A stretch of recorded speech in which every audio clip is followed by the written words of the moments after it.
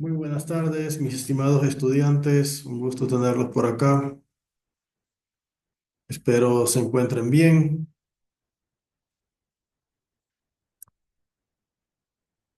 Buenas tardes, licenciado. Buenas tardes.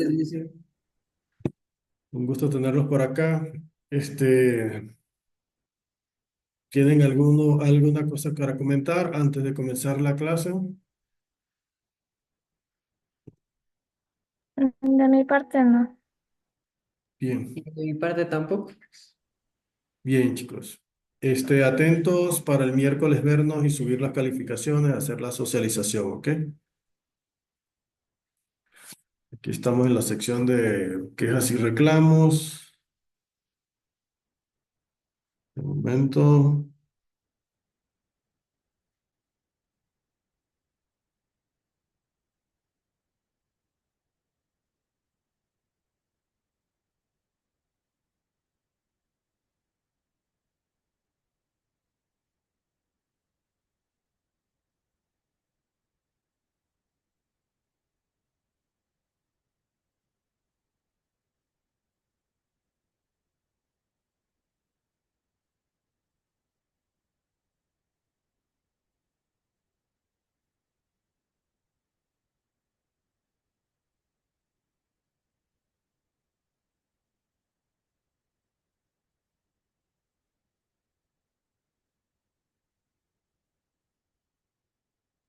Bien, entonces, continuamos con lo que tenemos pendiente. Esta vez tenemos la unidad 3. Estamos viendo ahora, vamos a ver química toxicológica.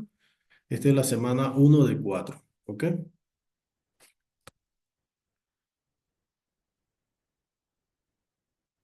ver aquí, esto, aquí, esto se me había olvidado.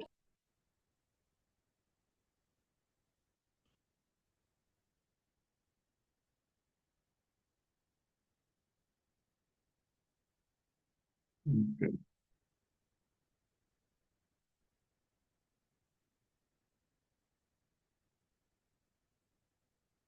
Bien, esto lo había detectado esta mañana. Los contenidos mínimos que vamos a ver esta semana son sustancias psicoactivas, toxicología forense y venenos en toxicología forense. ¿Ok? La evaluación para esta semana es aprendizaje autónomo número 4. Ese ya lo tienen en la plataforma. El objetivo que tenemos es explorar los principios de la toxicología forense enfocado en la detección y análisis de sustancias tóxicas, drogas y venenos en muestras biológicas y entender su impacto en la determinación de causas de muerte y otros aspectos criminalísticos. Los conceptos previos, los conceptos que necesitamos serían los de principios básicos de química que ustedes ya han superado. Para estas diapositivas he tomado como referencia este texto, Introducción a la Química Forense, y este de Introducción a la Química, a las Ciencias Forenses y Criminalística, ¿ok? Registrar asistencia, no sé si esté funcionando esto, voy a ver si esto me está dando problemas. Tampoco me he podido registrar en la mañana y sigue con problemas esto, ¿vale?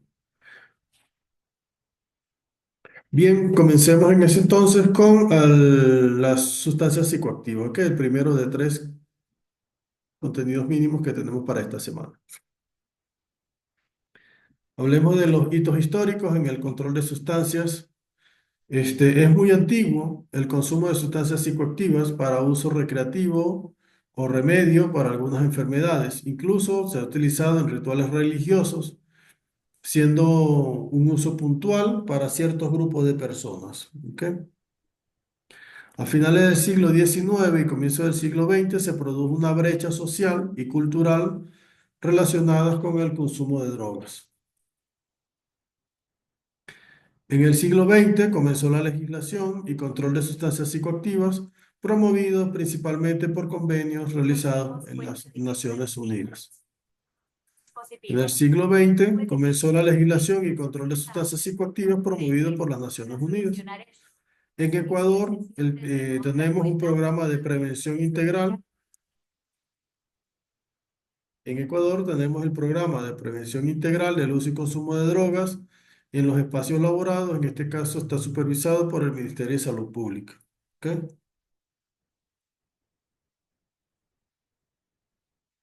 A lo largo de la historia, el control de estas sustancias ha evolucionado de manera significativa, especialmente en el contexto de la toxicología forense y la regulación de las sustancias psicoactivas. Uno de los primeros hitos importantes se remonta en el siglo IX, cuando los alquimistas comenzaron a estudiar y clasificar los diversos compuestos químicos. Ahí se sentaron las bases para la comprensión de los efectos de las sustancias en el organismo humano. Fue en el siglo XIX, con el descubrimiento de la estructura química de la morfina, un alcaloide derivado del opio, que marcó un avance importante en la identificación de sustancias psicoactivas y su potencial para el abuso. Con el crecimiento de la industria farmacéutica y el uso de los casos de envenenamiento y adicción, surgieron regulaciones más formales. Fue en 1906 que se promulgó la Ley de Alimentos y Medicamentos Puros en Estados Unidos, que fue uno de los primeros intentos por controlar la calidad de los productos farmacéuticos y su etiquetado correcto. Sin embargo, en la década de 1930, cuando se intensificaron los esfuerzos para regular las sustancias controladas, culminaron con la aprobación de la Ley de Sustancias Controladas en 1970.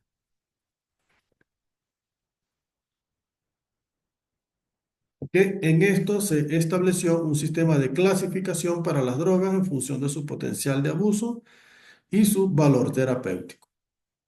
Es muy antiguo este consumo de las sustancias psicoactivas para uso recreativo, sobre todo para remedios en personas, y se utilizaba en esos rituales mágicos religiosos.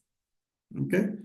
Viéndolo históricamente, en una perspectiva histórica, en el año 3000 antes de Cristo, se tienen unas primeras referencias documentales para el uso terapéutico de los opiáceos por la civilización sumaria.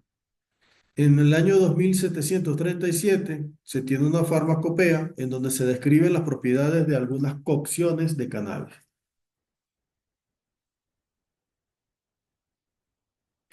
Aquí se demuestra algunas propiedades de extractos preparados precisamente con la cocción de algunas hojas, tallos del cannabis y flores. ¿Ok?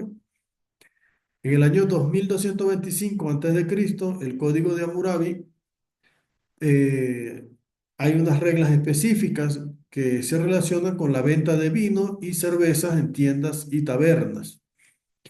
Este código destacaba algunas características, como por ejemplo decía que debía haber precios justos y medidas honestas. Aquí los comerciantes debían vender las bebidas a precios razonables y utilizar medidas exactas. ¿Ok?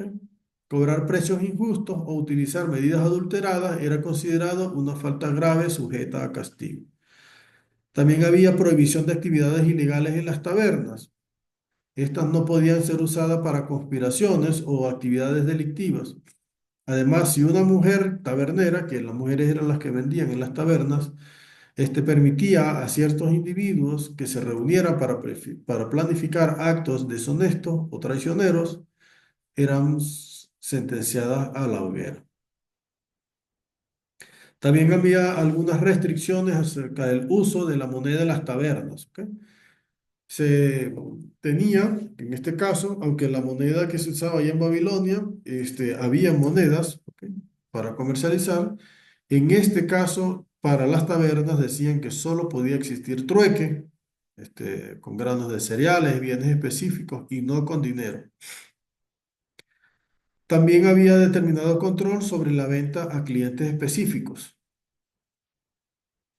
No estaba permitido vender o servir a ciertos grupos de clientes, como los monjes o monjas, para proteger su devoción religiosa. En 1912,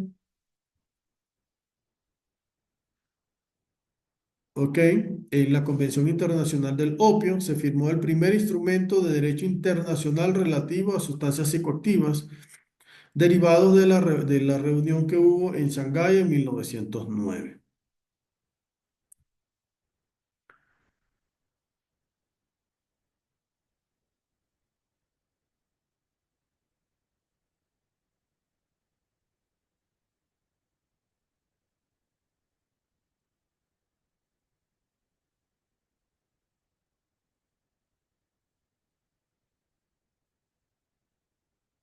En 1961 se firmó un convenio único sobre estupefacientes de las Naciones Unidas, ¿ok? Esto permitió la fiscalización. Aquí comenzaron a fiscalizarse algunas drogas que eran de origen natural, como por ejemplo el opio, la heroína, cocaína y el cannabis.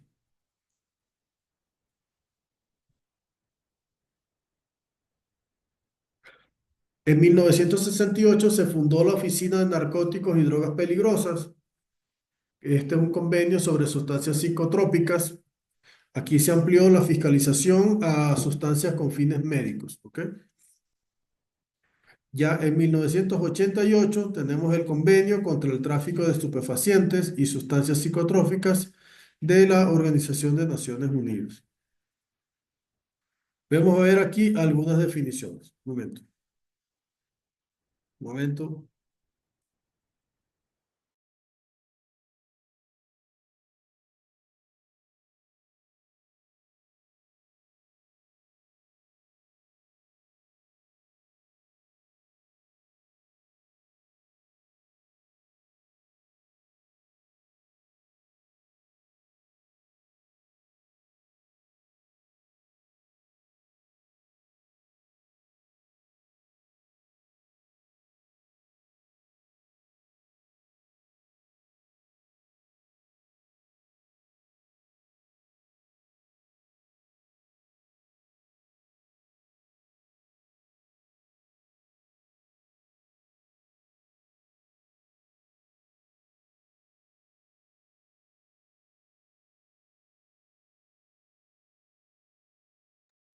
Bien, aquí tenemos algunas definiciones de sustancias consideradas psicoactivas, ¿ok? Entonces aquí, esto es toda sustancia que al ser introducida en un organismo vivo y actuar sobre su sistema nervioso central, puede modificar las relaciones interpersonales y una o varias de sus funciones físicas o psíquicas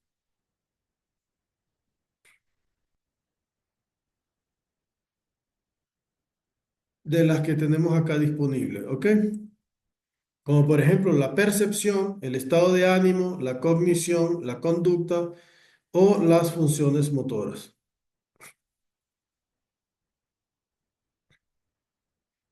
Aquí estoy todavía.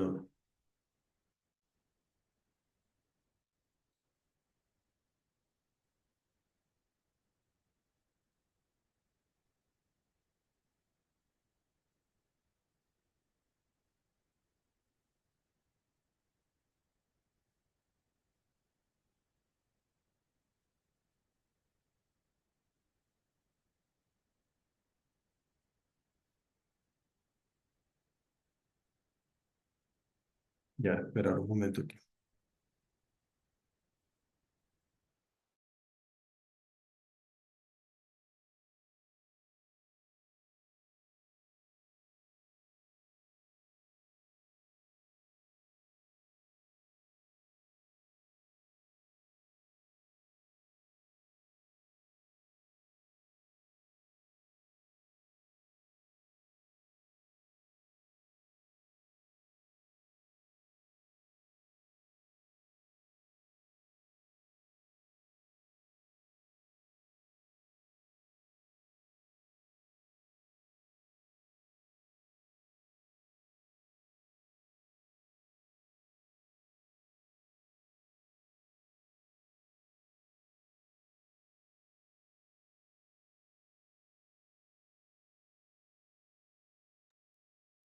Entonces, una sustancia psicoactiva es aquella que una vez que ingresa al organismo actúa sobre el sistema nervioso central y puede modificar bien sea la percepción, el estado de ánimo, la cognición, la conducta o las funciones motoras. La tolerancia se refiere a la capacidad, tolerancia a una sustancia psicoactiva, se refiere a aquella capacidad que desarrolla el organismo para resistir cada vez a mayores cantidades y con mayor frecuencia para sentir los mismos efectos que había sentido o experimentado inicialmente con cantidades menores. El síndrome de abstinencia se refiere a aquella capacidad que desarrolla el organismo para resistir cada vez mayores cantidades de drogas y con mayor frecuencia para sentir los mismos efectos. Tenemos la dependencia física, que es cuando un organismo se adapta biológicamente a los efectos de las drogas, por lo que requiere de estas para vivir y aliviar sus malestares causados por la ausencia de estos narcóticos. Aquí vemos, por ejemplo, una resonancia magnética nuclear realizada a un cerebro normal, acá a la izquierda, donde se ven estas partes un poco rojas, en tono rojizo. Las señales producidas por estos transportadores de dopamina, que es lo que dan esa sensación de bienestar. A la derecha vemos otro cerebro de una persona que presenta algunos problemas de adicción. Entonces vemos cómo ante un mismo estímulo, aquí esta persona con un cerebro normal puede tener mayor capacidad para sentir esta sensación a diferencia de un cerebro de una persona que ya presenta adicción. Aquí vemos en este gráfico una escala arbitraria en la altura y en la escala de las X tenemos el tiempo en horas, ¿ok? Algunas fuentes que producen dopamina, por ejemplo, alimento, sexo, alcohol, nicotina, morfina o cocaína. Entonces vemos como, por ejemplo, la curva para cuando se ingiere alimento, está aquí en color vino. ¿Ves? Como tiene un máximo un poquito más que un y medio, en torno a un y medio como máximo, y luego cae cuando ya tenemos 2 horas de haber alimentado, la sensación disminuye hasta los valores iniciales, inclusive y llegando al valor de 3 horas aproximadamente, cuando ya volvemos al estado inicial. En estado azul, en color azul, se ve la sensación de liberación de dopamina en un cerebro sano, ¿ok? Cuando la persona ha sido estimulada a través del sexo, vemos que tiene aquí un máximo, llega a 2 en media hora aproximadamente. Esto va cayendo hasta finalmente alcanzar el estado inicial a las 3 horas, ¿ok? Vemos en amarillo y verde el alcohol y nicotina, ¿ok? Aquí alcanzando un máximo a la media hora, aproximadamente en torno de 2, un poquito más de 2, y va cayendo hasta un poco cercano a las 4 horas, ¿ok? Ya la morfina, vean aquí este color azul claro, como tenemos esta sensación en torno a 2 que se mantiene, llega a 2 aproximadamente a las 2 horas y luego se mantiene hasta las 4 horas, incluso llega a las 5 horas para volver al estado inicial. Con la cocaína pasa algo extraordinario. Fíjense cómo es la curva de liberación de dopamina, ¿ok? A medida, en comparación de la cocaína, en comparación con las demás fuentes de excitación, a través de alimentos, sexo, alcohol, nicotina o morfina. Vemos cómo alcanza un máximo de 3, pasa 3, la escala de 3 que teníamos inicialmente, y a las 5 horas aproximadamente vuelve a llegar a su estado inicial. ¿Algún comentario?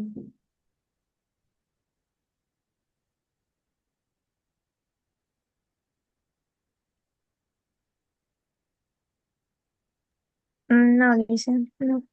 Ya, espera un momento, voy a hacer un café.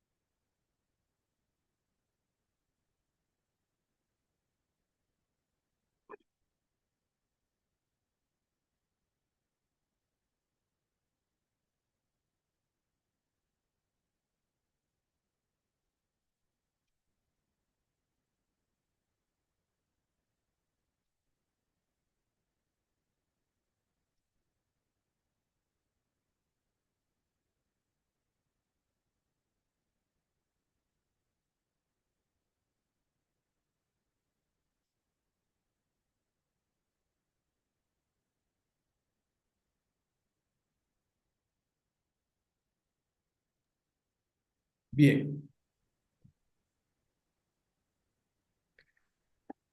Otros conceptos relacionados, por ejemplo, estupefacientes, sustancia que altera la sensibilidad y puede producir efectos estimulantes, deprimentes, narcóticos o alucinógenos y cuyo uso continuado crea adicción. Narcótico es una sustancia que produce sopor, relajación muscular y embotamiento de la sensibilidad, por ejemplo, el cloroformo, el opio, la belladona, entre otros. Un medicamento, por su parte, es una sustancia que administrada interior o exterior al organismo sirve para prevenir, curar o aliviar la enfermedad y corregir o reparar las secuelas de esta. Un psicotrópico, por su parte, psicotrópico, es una sustancia psicoactiva que produce efectos, por lo general intensos, hasta el punto de causar cambios profundos en la personalidad. Un psicoactivo es una sustancia que actúa sobre el sistema nervioso central y altera las funciones psíquicas. La droga, por su parte, es una sustancia o preparado de medicamentos, ¿ok? De efecto estimulante, deprimente, narcótico o alucinógeno. Aquí vamos a ver dos vías para la síntesis de la metanfetamina, que es uno de los narcóticos.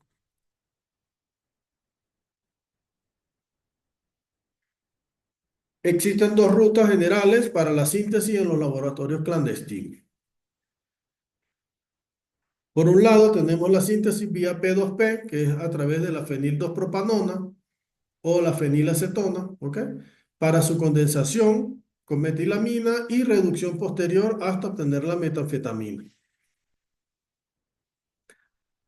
Aquí tenemos la ruta P2P, tenemos la fenil 2-propanona, que es este que vemos aquí a la izquierda, o también conocida como la fenilacetona, ¿ok? La primera parte es la condensación con metilamina. Vean que aquí cambiamos este grupo cetónico por un grupo amino. ¿Lo ves? Una vez que se alcanza este punto, se hace una reducción, bien sea con amoníaco y platino, para obtener una mezcla racémica de la metanfetamina, que es esta que está aquí. Racémica porque tenemos un compuesto que es ópticamente activo y otro que no. ¿Ok? Tenemos una mezcla racémica, esta que está acá. Por otro lado, tenemos otra ruta sintética, que es la ruta de la efedrina o de la pseudoefedrina, y su reducción posteriormente hasta la metanfetamina. ¿Cuál es el inconveniente de esta reacción que tenemos a través de la vía P2P? Primero, esta acetona, esta fenilacetona, es una sustancia que presenta un determinado olor característico, ¿sí? ¿Qué consecuencia tiene eso? Ese olor característico fácilmente puede ser detectado. Un laboratorio que huela a la fenildopropanona es fácilmente identificado por los organismos de control. Otra, Otro inconveniente que presenta la P2P es que esta sustancia es controlada. Al ser una sustancia controlada, no es fácil adquirir en el mercado. Entonces, lo que hacen es hacer una reacción previa para obtener la fenil 2-propanona y luego comenzar la síntesis. Pero como les digo, ya esto da un cierto olor característico y puede detectarse un laboratorio clandestino de esto. Por otro lado, tenemos otra ruta sintética que, como les decía, es a través de la efedrina o la pseudoefedrina, una reducción posterior hasta la metanfetamina. Aquí tenemos la RS, la efedrina, ¿ok? La mezcla racémica de la efedrina. Aquí vemos los carbonos R y carbono S de este compuesto, que directamente haciendo una reducción con amoníaco y un metal que típicamente es platino, podemos obtener la metanfetamina. La efedrina fácilmente se puede comprar, bueno, digo fácilmente, se puede adquirir en algunas farmacéuticas, ¿ok? con récipes prescritos. Entonces, bueno, algunos médicos que sean un poco fraudulentos pueden emitir algunos certificados y esto puede llegar a las manos de personas no indicadas. Entonces, el amoníaco es fácil de conseguir. ¿Dónde podemos conseguir el amoníaco?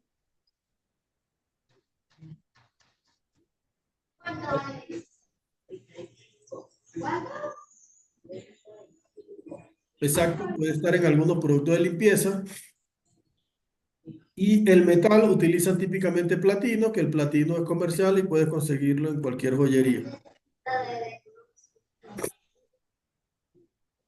La otra vía, que es utilizando la pseudoefedrina, que es con esta mezcla SS, efedrina, ¿ves? Estos carbonos son S y S, y haciendo la misma reacción de reducción con amoníaco y platino, podemos tener la metanfetamina pura, ¿ok?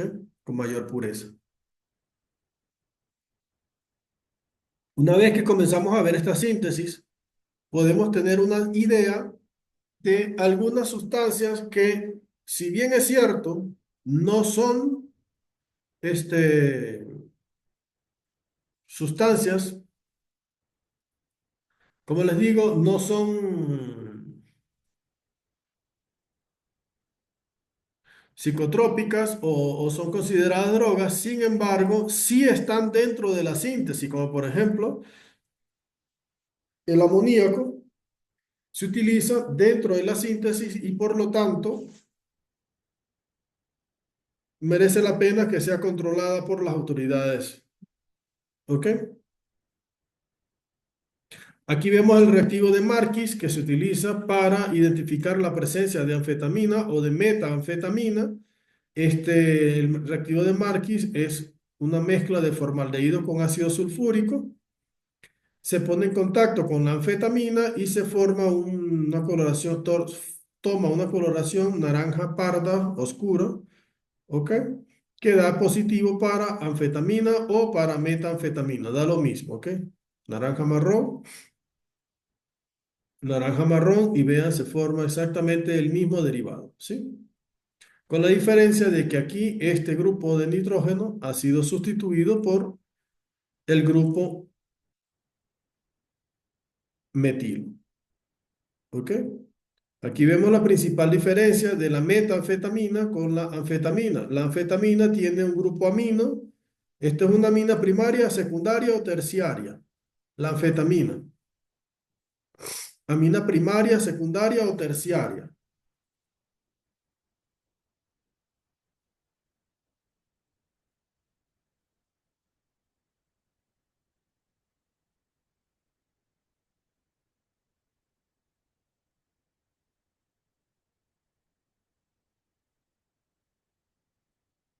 ¿Qué es una amina primaria?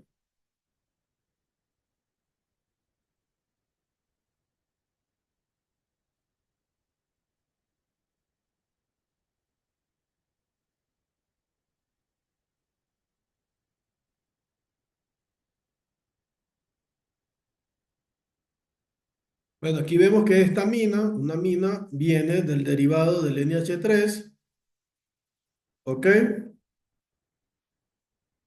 Y tenemos un hidrógeno, otro hidrógeno y otro hidrógeno. ¿Dónde habíamos visto el NH3 hoy?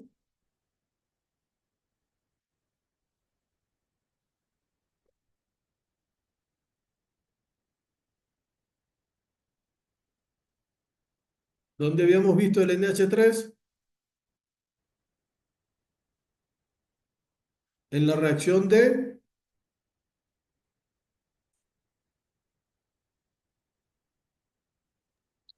Síntesis metanfetamina. en la reacción de síntesis de la metanfetamina, estamos viendo el NH3. Vean cómo es la fórmula del NH3. Es así, un nitrógeno con tres hidrógenos y dos electrones aquí libres. El nitrógeno, se acuerdan que tiene cinco electrones en su capa de valencia, tiene tres con los que está formando enlace con el hidrógeno y dos que quedan libres. Entonces, en este caso, este grupo amino, un hidrógeno sale y se introduce este compuesto. Entonces, esta es una mina primaria, ¿ves? Porque solamente le sacamos un hidrógeno. Solamente perdió un hidrógeno. Pero miren esta otra. Aquí perdió un hidrógeno para poner este compuesto que ya les dije. Ahora pierde otro hidrógeno y entra el grupo CH3, el grupo CH3 exactamente el grupo metilo, a sustituirlo. Entonces, esto es una mina secundaria y esta es una mina primaria.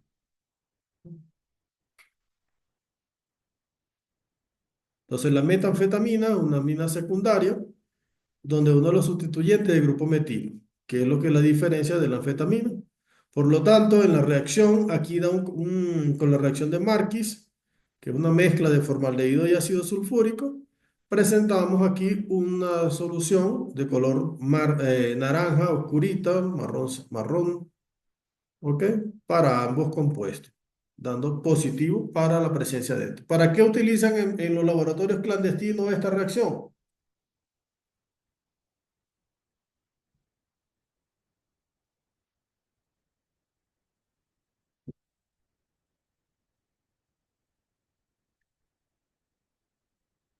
¿Para qué utilizan esta reacción?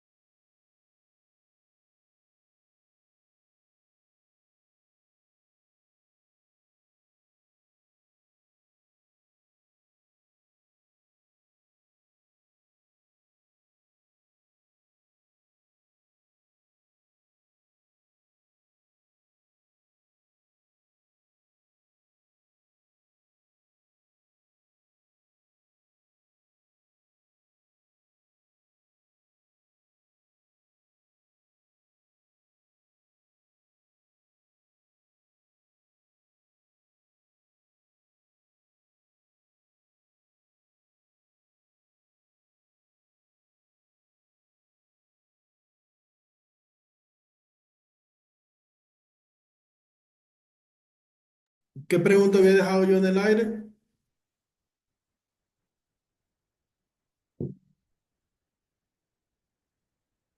¿Para qué utilizan la ecuación de la reacción de Marquis en los laboratorios clandestinos?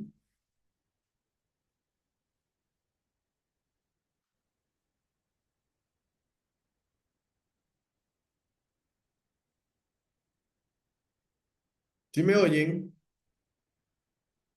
Sí, profe. Ajá. ¿Para qué la usarían?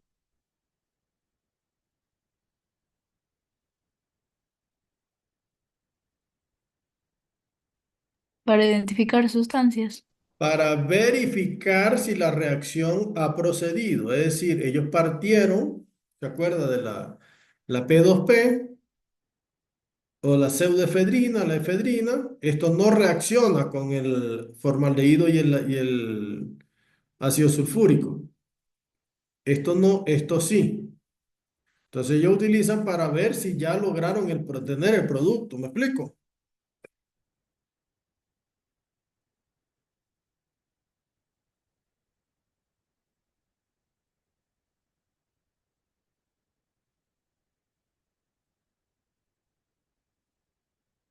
¿Me explico?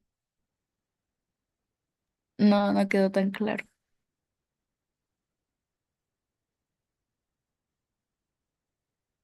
¿Para qué lo utilizan? Para verificar si la reacción procedió. Es decir, ellos partieron de esto y quieren saber si tienen su producto. Para ello se valen de la reacción de Marquis para verificar que ya la reacción ha procedido y que ya tienen el producto. ¿Me explico? Ahí sí está claro. Ahora, se van dando cuenta ustedes de algunos reactivos que van a necesitar estas personas, ¿sí? ¿Cuántos reactivos hemos hablado nosotros?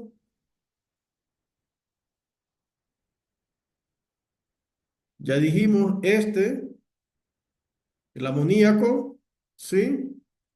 Aquí dijimos otro, formaldehído, ¿lo ves? Otro, ácido sulfúrico. Entonces, estos son precursores o reactivos que pueden ser utilizados para el seguimiento de la síntesis de estupefacientes.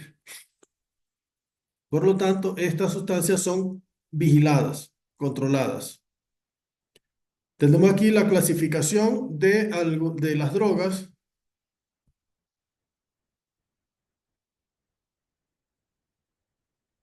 Según su origen, por ejemplo, podemos tener las drogas naturales o sintéticas. Las naturales tenemos algunos alcaloides, como la cocaína, semisintéticas, como la heroína o esteroides, y las sintéticas, como el diazepam, también el clorazepato dipotásico, ¿ok? Clorazepato dipotásico. También tenemos clasificación según su efecto general. Tenemos los analgésicos, depresores, alucinógenos, narcóticos y estimulantes. Los analgésicos tenemos morfina, metadona, codeína. Y de los depresores, dentro de los depresores tenemos las benzodiazepinas, los barbitúricos, heroína, ketamina, etanol. El etanol es un depresor del sistema nervioso central. Cuando hablamos de depresores, hablamos de depresores del sistema nervioso central. Ese que vimos las fotos inicialmente. ¿Ok? Que inhibe la sinapsis de la dopamina, el transporte de la dopamina. ¿Ok? Dentro de los alucinógenos tenemos el cannabis, todos los cannabinoides, tetrahidrocannabinoides y todo eso, el LSD y la MDMA. También tenemos narcóticos, está la morfina, codeína, heroína, hidromorfona, oxicodona, hidrocodona también. Y dentro de los estimulantes tenemos la cocaína y las anfetaminas. También por su uso se clasifican aquellas drogas facilitadoras de asaltos sexuales, como el etanol, ¿ok? Y las benzodiazepinas. Otras drogas que también llaman recreativas, como el éxtasis o MDMA, también se llama así, gamma hidroxibutírico, hidroxibutirato, ¿ok? O GHB. También la ketamina y la metanfetamina también es consideradas como estas drogas recreativas. Recreativas, pero no es que son usadas para esos fines, ¿ok? Por el uso que se le da. Esta droga de mejora personal, tenemos aquí los anabolizantes y los inhalantes. Aquella se considera, por ejemplo, la gasolina, algunos disolventes, tolueno, estireno, algunos de estos compuestos que se utilizan para disolver algunas resinas, pegamento. No sé si ustedes, y aquí llegó esa época, por ahí por los años 80 que los muchachos de la calle se drogaban inhalando pega de zapato. No sé si aquí llegó esa época o si ustedes estaban presentes para esos días.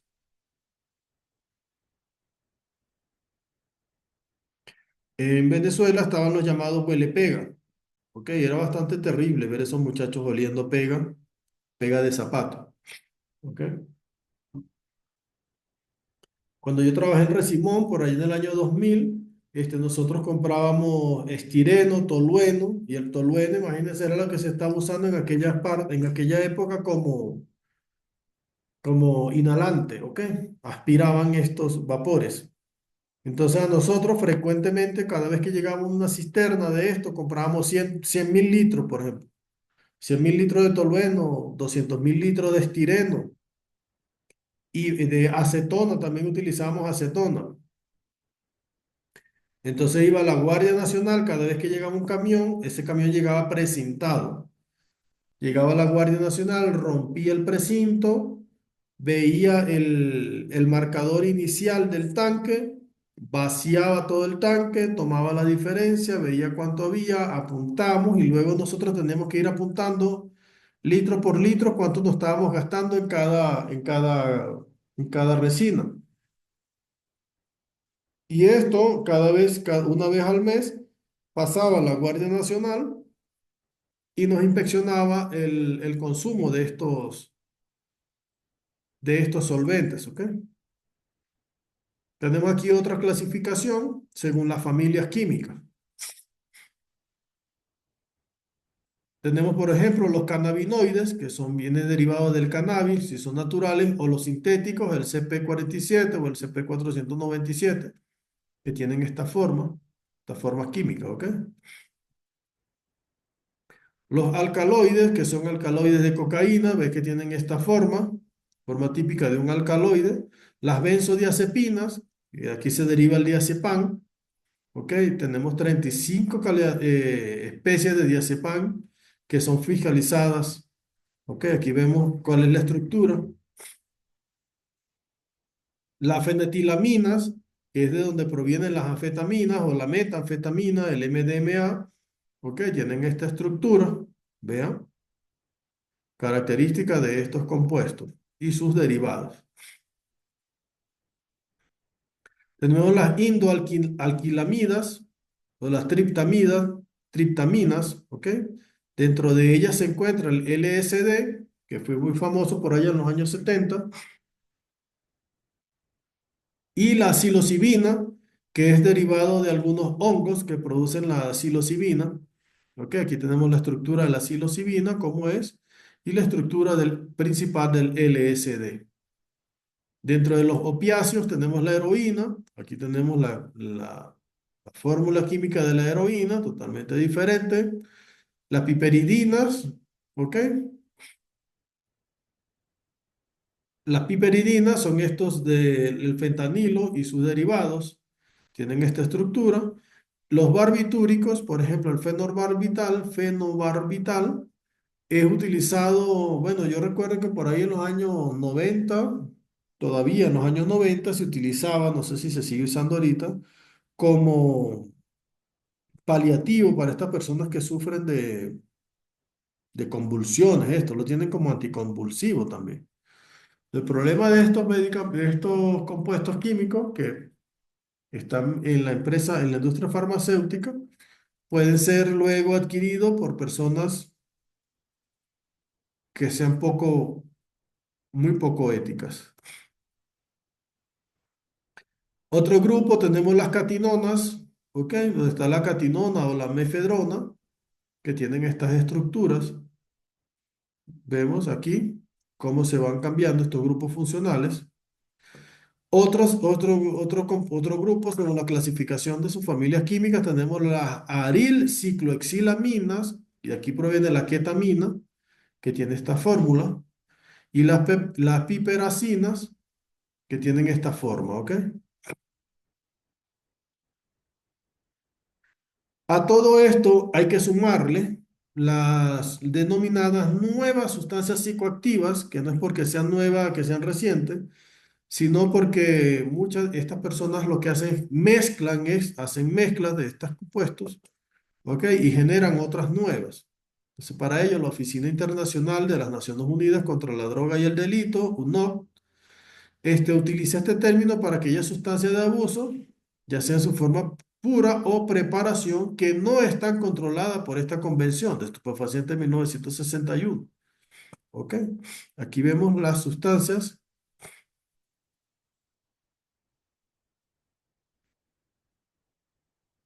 ¿Ok? Este listado de sustancias que están aquí en el laboratorio en el servicio de científicos y laboratorios. ¿Ok? Donde tiene, esta es una parte de esta sustancia.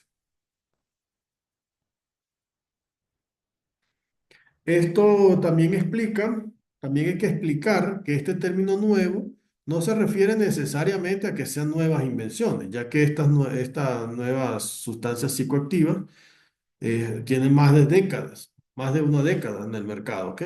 Acuérdense que van haciendo mezclas y van sacando compuestos más variados y esto es lo que conocen como nuevas sustancias psicoactivas. También tenemos las sustancias catalogadas sujetas a fiscalización. ¿Quién ejerce el control sobre estas sustancias acá en Ecuador?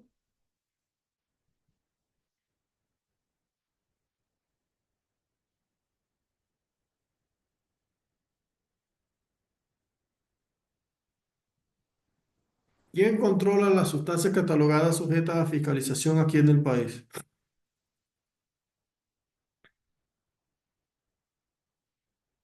Bueno, el Ministerio del Interior, ¿ok? Aquí tenemos algunos conceptos, les puse aquí, ustedes pueden revisar aquí, hay algunas preguntas. Ya tenemos cuáles son las sustancias sujetas a fiscalización. De aquí saqué esto, ¿ok? ¿Qué se necesita para poder producir, importar, exportar, almacenar, comercializar o distribuir medicamentos que contienen sustancias sujetas a fiscalización? De ahí he tomado esto. Estas sustancias catalogadas sujetas a fiscalización son estas sustancias sujetas que constan en el anexo de la Ley Orgánica de Prevención Integral del Fenómeno Socioeconómico de las Drogas y están clasificadas como estupefacientes, psicotrópicas o precursores químicos y sustancias químicas específicas. ¿Ok? Entonces vemos aquí. De aquí he tomado esto. Aquí esta guía se la pueden leer. Es que les gusta ver estas preguntas y respuestas, ahí tienen. Otra página de interés, aquí como les decía, es el Ministerio del Interior quien controla las sustancias catalogadas sujetas a fiscalización. Aquí tenemos la página del Ministerio del Interior. Esta es la página, estoy entrando con la clave de la Universidad Estatal de Bolívar. El representante ante el Ministerio del Interior para el uso de esta sustancia catalogada sujeta a fiscalización en la universidad soy yo, ¿ok? Entonces aquí tenemos el reglamento general, ustedes se lo pueden leer, aquí está.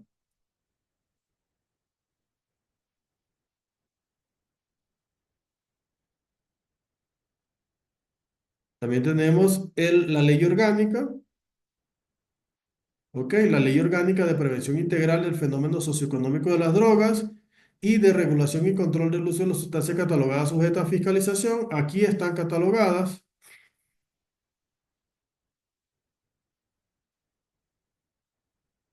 ¿ok? De tal manera que si alguna empresa, alguna institución, alguna entidad requiere utilizar alguna de estas, debe poseer un permiso, ¿ok? Debe tener un permiso por el Ministerio del Interior para poder hacer uso de esto, ¿ok? Ya. Aquí también tenemos el tarifario, instructivo de formulaciones, el anexo 4.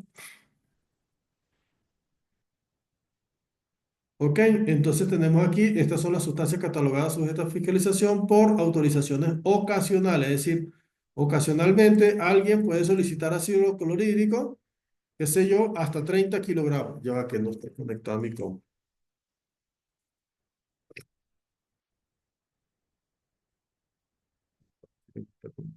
computadora.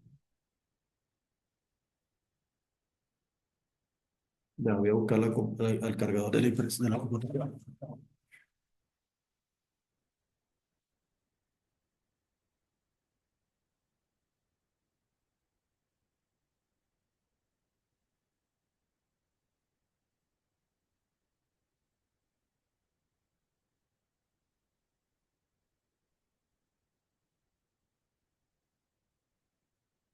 Ok, en el anexo 4, ok, aparecen las sustancias catalogadas sujetas a fiscalización con sus respectivos valores. Ok, una empresa puede solicitar de forma ocasional hasta 30 kilogramos de ácido clorhídrico. Fíjense, ácido sulfúrico, ya saben para qué usan el ácido sulfúrico.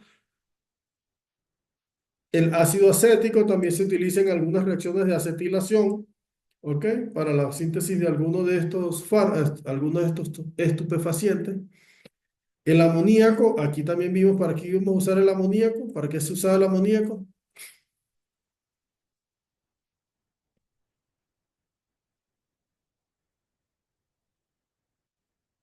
¿ok? El amoníaco para la síntesis, ¿ok?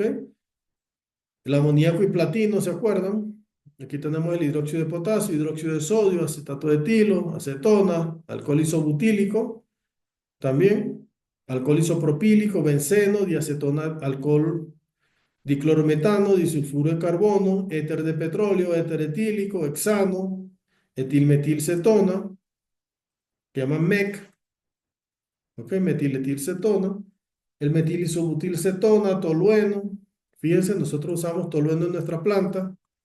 Semanalmente nos gastamos 200.000 litros de tolueno. Tricloroetileno, sileno, mezclas los isómeros del sileno también. bicarbonato de potasio, bicarbonato de sodio, carbonato de potasio, carbonato de sodio, cloruro de calcio, sulfato de sodio, permanganato de potasio. ¿Sí? Lo máximo que puedes pedir de forma ocasional, permanganato de potasio es 1 kilogramo, nada más. ¿Ok? Yo hice un curso para manejar esto y ahí, bueno, vas aprendiendo, vas viendo todas ¿cómo le digo?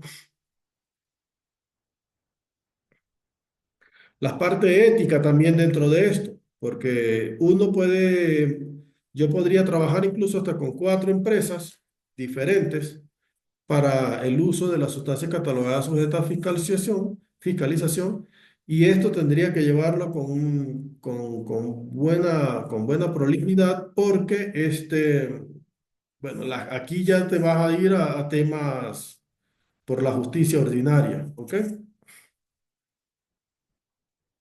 Aquí hay más documentación de esto. El sistema para entrar al sistema sería algo así como este. Voy a pasar simplemente para que vean las características que tiene este software, ¿ok? Esta plataforma que está aquí por el Ministerio del Interior. No voy a entrar para que se vean los productos que tenemos nosotros. Sin embargo, para que ustedes sepan cómo es esta plataforma. Aquí en los procesos nosotros tenemos los primeros son las sustancias para nosotros declarar el uso, el consumo de alguno de de las sustancias que tenemos nosotros autorizados, ¿ok? Y esto para hacer el envío al Ministerio de Gobierno. Bueno, que sería el Ministerio de Interior. Así que esto antiguamente era el Ministerio de Gobierno, cambiaron el presidente, la cosa, y ustedes saben cómo es esto, cambiaron los nombres del ministerio, pero la plataforma es la misma, ¿ok? Le cambiaron aquí Ministerio del Interior, pero aquí sigue como Ministerio de Gobierno. Aquí tenemos información de la empresa, que sería información de la universidad, actividades de calificación. Nosotros tenemos, creo que la calificación 0 o la 1, que es la que tienen todas las instituciones de educación superior, las que utilizamos esta sustancia catalogada sujeta a fiscalización para fines académicos, de investigación, científicos, ¿ok? No realizamos venta de estos ni nada por el estilo. Aquí tenemos el listado de las sustancias autorizadas, los clientes no registrados. En este caso nosotros no tenemos clientes, pues nosotros no podemos venderle nada de esto. Aquí podemos consultar algunas intervenciones, ingresos de nuevas formulaciones. Nosotros no tenemos formulaciones. Los sitios autorizados, tenemos un solo sitio autorizado que está ahí en la Guacoto, en el edificio donde usted dice se hicieron las muestras de sangre. Ahí ahí tenemos nosotros registrado todas estas sustancias. Las transacciones que hacemos nosotros, no hacemos transacciones. Fecha límite para reporte, cambio de clave. Aquí tenemos también una cosa es que nosotros tengamos estas sustancias en el depósito, y otra cosa es para que nos llegue esta sustancia aquí, en caso de que llegáramos a comprar, tenemos que tener constancia de esta guía para transportes nacionales y otro para vehículos internacionales. Listado de los transportistas autorizados, es decir, cualquier persona no puede transportar esta sustancia, tiene que estar autorizado ante el Ministerio del Interior. Aquí pudiésemos modificar e imprimir guías, revisar las guías que se han anulado, consultar las guías que ya están procesadas. En esta pestaña de reporte podemos ver el movimiento de sustancias que se han realizado mes por mes, por año, constancia de que hemos realizado el envío, saldos iniciales por sitios autorizados y saldos mensuales por sitios autorizados. Aquí para hacer carga masiva, nosotros como manejamos poquitas sustancias, este, no usamos esto. ¿Alguna pregunta?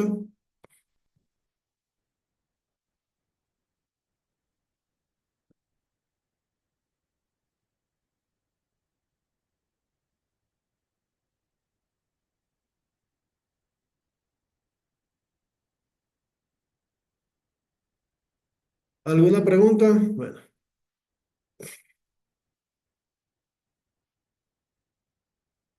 seguimos entonces. Ya vieron de dónde tomé estas definiciones. Ya saben cómo hace aquí en Ecuador para manejar estas sustancias catalogadas.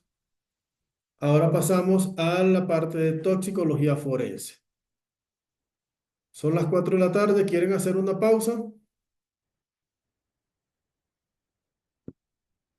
Vale, hagamos una pausa de 10 minutitos.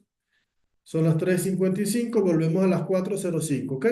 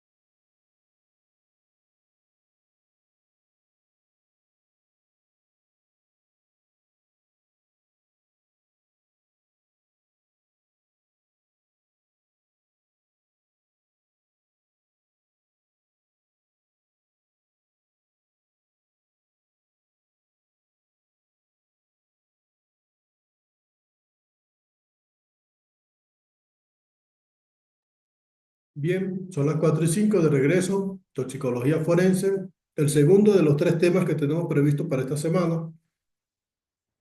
En la toxicología forense, el padre, hasta la hora se sabe que es Mateo Benaventura Orfila, que es un español nacionalizado francés posteriormente. Fue toxicólogo y químico. Se le conoce como el fundador de la toxicología debido a que él utilizó los métodos de análisis químicos y los adaptó a práctica forense, ¿ok? Y organizó toda la información sobre los síntomas de veneno y además los posibles antídotos para cada uno, ¿ok? De manera que la toxicología forense se conoce como una ciencia que estudia las intoxicaciones y los venenos que la provocan. Estudia los métodos de investigación médico-legal en los casos de envenenamiento y muerte y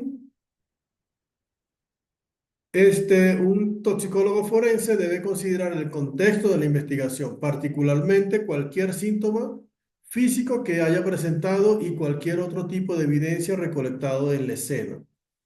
Entonces, un toxicólogo un tóxico es cualquier sustancia que puede producir algún efecto nocivo en el equilibrio natural de los organismos o los seres vivos. Si los efectos producidos llevan a grandes alteraciones funcionales o incluso a la muerte, entonces se considera un veneno. La Agencia para Sustancias Tóxicas y Registro de Enfermedades, ATSDR, de Estados Unidos, dispone de información interesante sobre ciertos tóxicos naturales de los que nos exponemos o que están fabricados por el hombre. De forma general y simple, los distintos tóxicos incluidos en esta agencia los podemos clasificar químicamente o sea, cómo está dividida la toxicología forense. Tenemos la toxicología post-mortem, que es esta que investiga la ausencia o presencia de tóxicos, drogas, medicamentos u otros tóxicos orgánicos o inorgánicos en fluidos y tejidos humanos, evaluando su papel determinante o contribuyente a la causa y etiología de la muerte. La toxicología conductual tiene como objetivo la investigación del alcohol y de las drogas en relación con los efectos que estos ocasionan en el comportamiento y en el desarrollo de las tareas en el marco de las consecuencias médico-legales derivadas de su uso. Por ejemplo, la que se encarga de evaluar todo esto, la conducción de vehículos, omisión de delitos contra la libertad sexual, comisión de delitos, perdón, llevadas a cabo empleando este tipo de sustancias.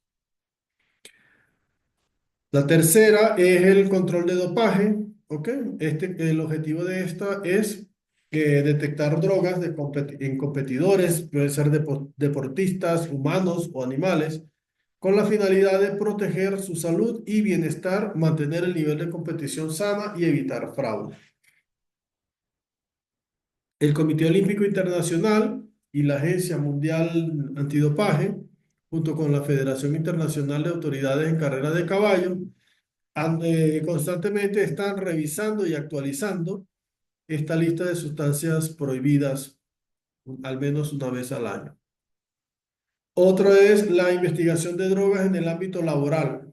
¿Ok? Su finalidad es detectar la presencia de drogas en los empleados en ciertos sectores laborales. Por ejemplo, en el sector militar, en los cuerpos policiales, en los conductores y transportes públicos, en maestros. ¿Ok? Esta diapositiva tiene que ver con el cribado y cuantificación. ¿Alguien me puede decir qué es cribado?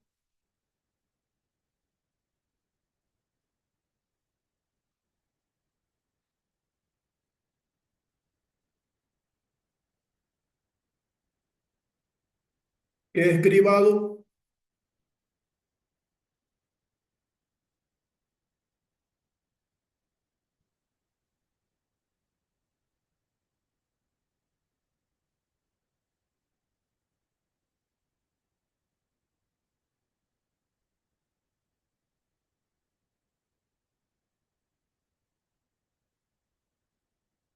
¿Alguien me puede decir qué significa cribado, tamizaje, screening?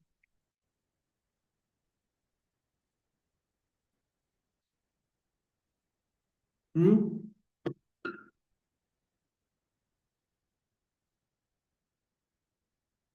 ¿Hay alguien en casa?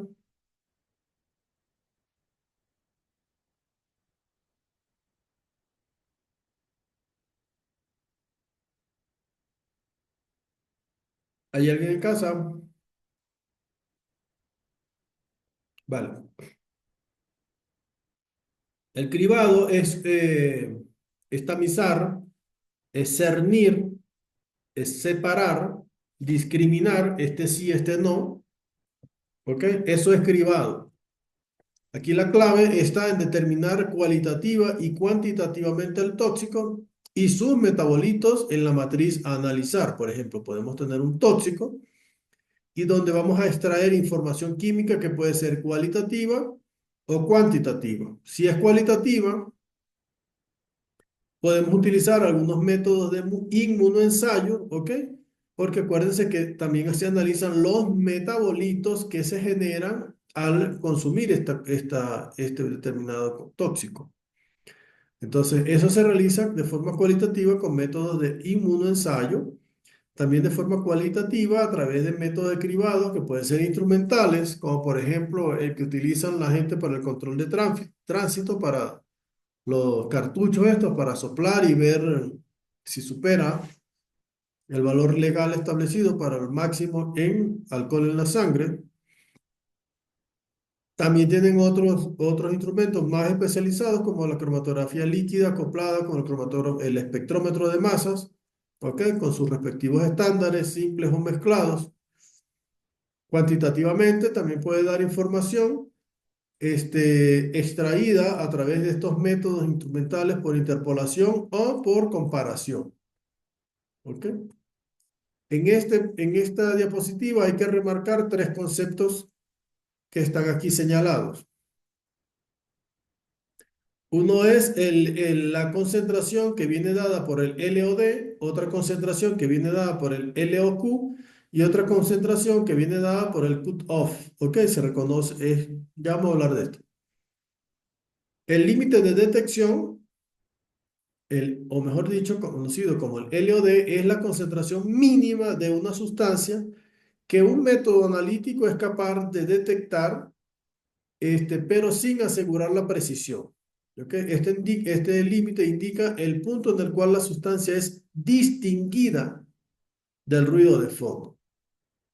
El LOQ, el límite de cuantificación, en este caso es la concentración mínima de una sustancia que puede detectarse y medirse con precisión y exactitud definida. A diferencia del límite de detección, el límite OQ asegura que los resultados sean cuantitativos, o sea, los resultados cuantitativos sean fiables. Ahora viene el cut-off, ¿ok? Que es un umbral o un valor de corte que define si el resultado de una prueba es positivo o negativo. ¿Ok?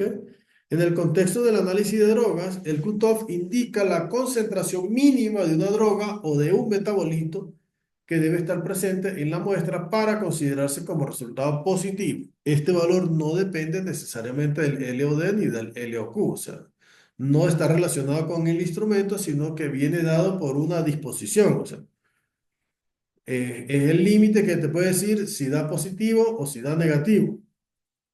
¿Ok? Como por ejemplo en la conducción, puedes conducir hasta con 0,8% de alcohol en la sangre. Más de ahí ya te da positiva y te cae una multa, la sanción.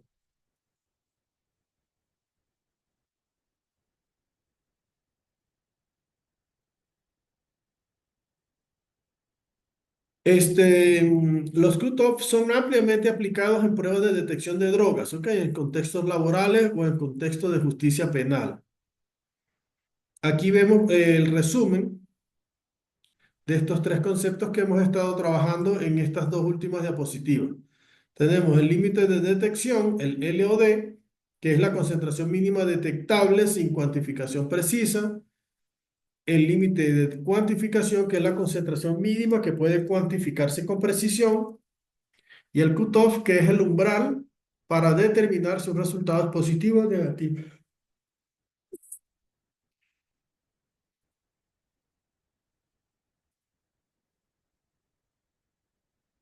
Perdón.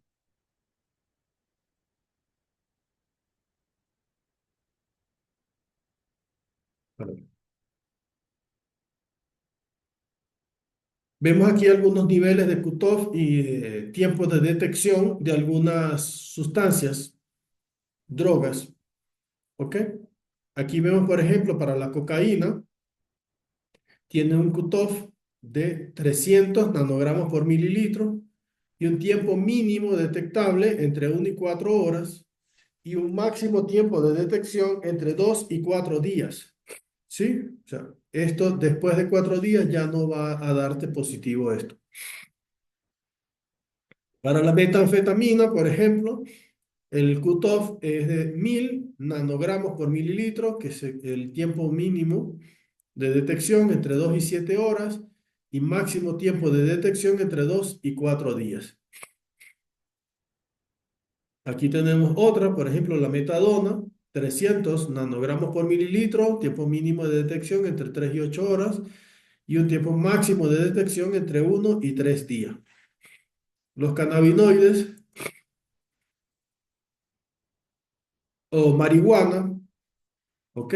El THC, ¿ok? El tetrahidrocannabinoide. El cutoff, vean que tiene aquí uno de los más bajos que hemos visto, 50 nanogramos por mililitro.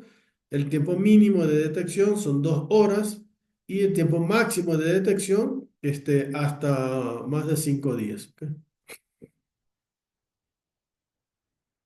Aquí tenemos algunos cartuchos, ¿ok? Como este. Este aquí vale $4 y trae 5 cartuchos para hacer la prueba, ¿ok? Aquí tiene un 99% de precisión. Este 3 ya es rápido, en 3 minutos ya te da resultado. Tiene un cutoff de 20 nanogramos por mililitro. Acuérdense, ¿quién se acuerda de cuánto era el cutoff de la marihuana o el THC?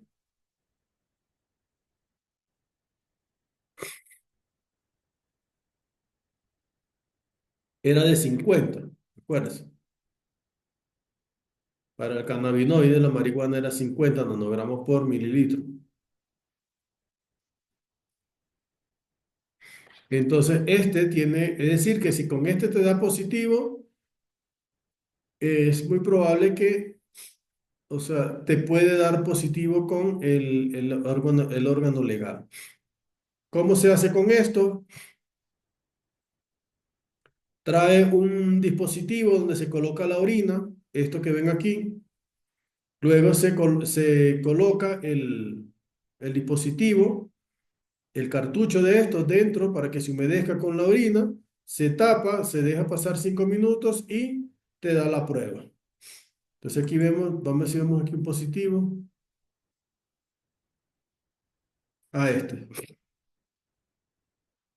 Si te da estas dos rayitas, es negativo, aunque dé con una rayita, aunque sea mínima, es negativo. Positivo es que te dé solamente la rayita de arriba y es inválido si solamente da la rayita de abajo. ¿Ok? Tiene una ventana de detección de 2 horas hasta 5 días. ¿Ok? Entonces aquí tenemos, si te da una rayita en la C es positivo, si da estas dos rayas, aunque sea una mínima, es negativa. Y si te da esta aquí en la T, que sería el control, esta prueba es inválida. Si te da una sola aquí en la C, sí es positivo. ¿Vale? ¿Alguna pregunta hasta ahora?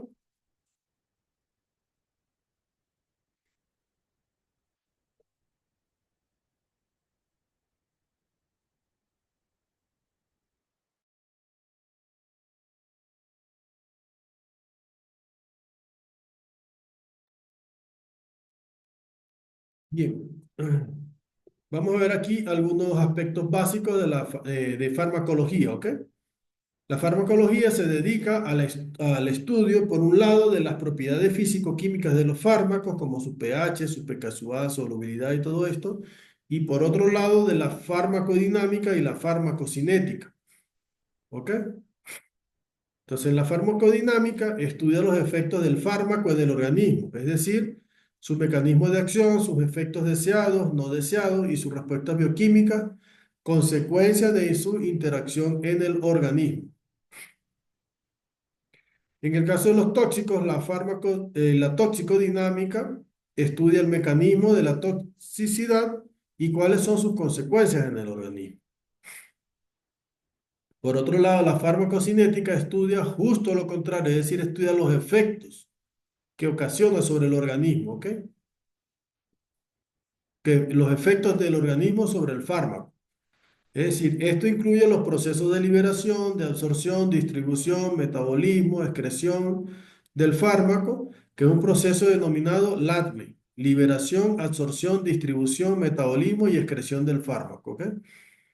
En el caso de la toxicocinética, estos estudios quieren responder a cuestiones como cuánto tarda el tóxico en absorberse por completo, o si un tóxico se bioacumula en un tejido adiposo, como el tetrahidrocannabinoide, o en qué metabolito se transforma o cuánto tarda en eliminarse una vez de que ha sido administrado. Aquí tenemos un esquema simple donde se muestra este sistema LATME. ¿Se acuerdan que vimos ahorita liberación, absorción, ok, metabolismo? Aquí tenemos la forma cíclica, ok. Digamos el esquema, ¿qué es lo que sucede con el xenobiótico? El xenobiótico es una sustancia que no forma parte del organismo, esto que nosotros hemos consumido, ¿ok? Y entonces ese esquema está desde su ingreso hasta su excreción. Por ejemplo, aquí tenemos la exposición o ingestión de un xenobiótico, cómo este está de forma biodisponible, es decir, cómo el organismo lo absorbe, cómo se distribuye, ¿ok? Cómo se almacena, cómo se biotransforma y en qué metabolismo lo transforma, cómo se almacena estos metabolitos, los que ha originado el xenobiótico, cómo se distribuye, incluso cómo se elimina. La parte química interesante de esto es cómo se biotransforma y qué metabolismos originan cuando se ha consumido este xenobiótico. Esta biotransformación se produce principalmente en el hígado, donde los xenobióticos se metabolizan para ser eliminados del organismo a través del riñón principalmente. Hay casos como la psilocibina o la heroína, donde esta sustancia ingerida es farmacológicamente inactiva.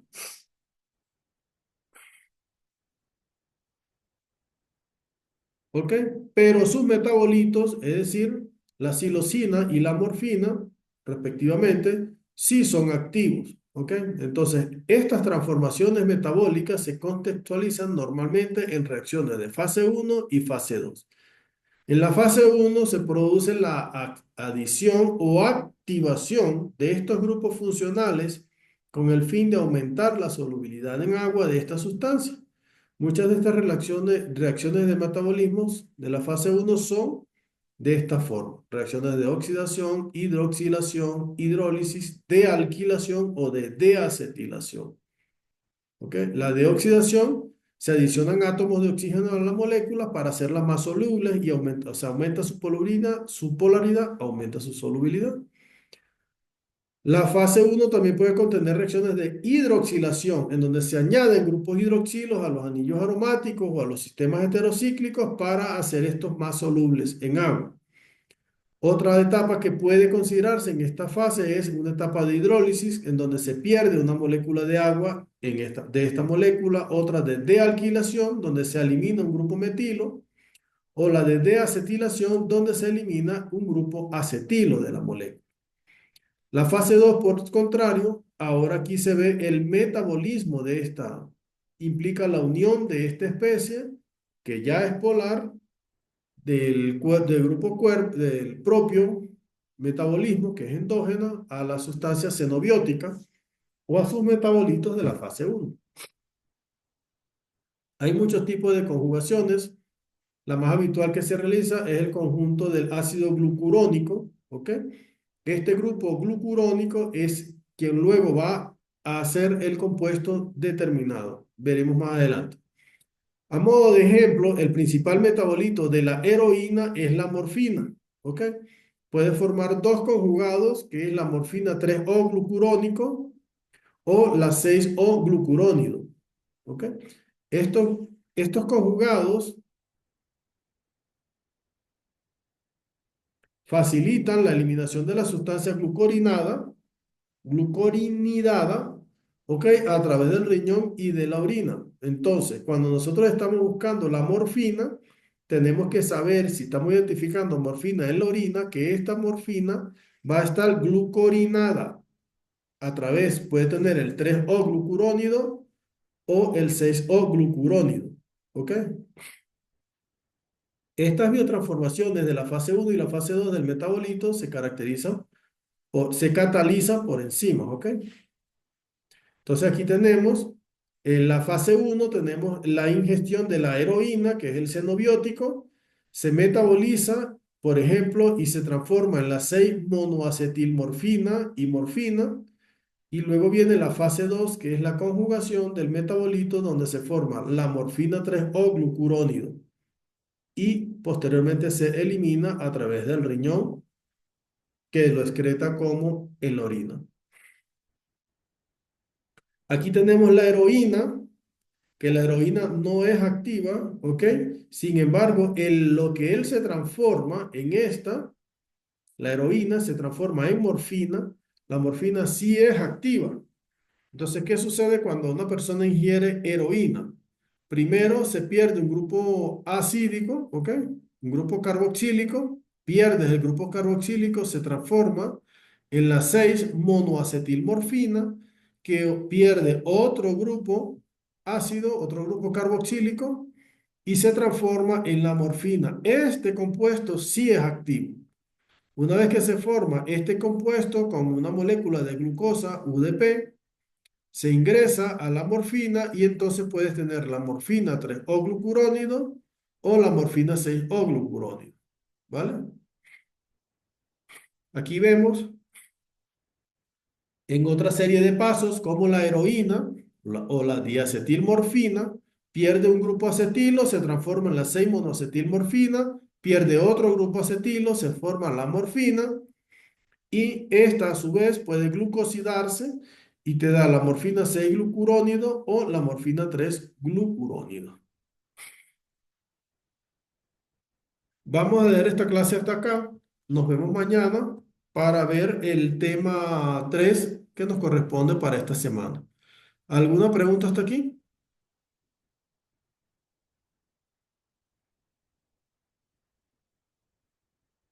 Bien, chicos. Entonces, esta clase la voy a poner a grabar y la voy a poner en la plataforma. Que tengan un excelente día. Nos vemos la próxima clase mañana.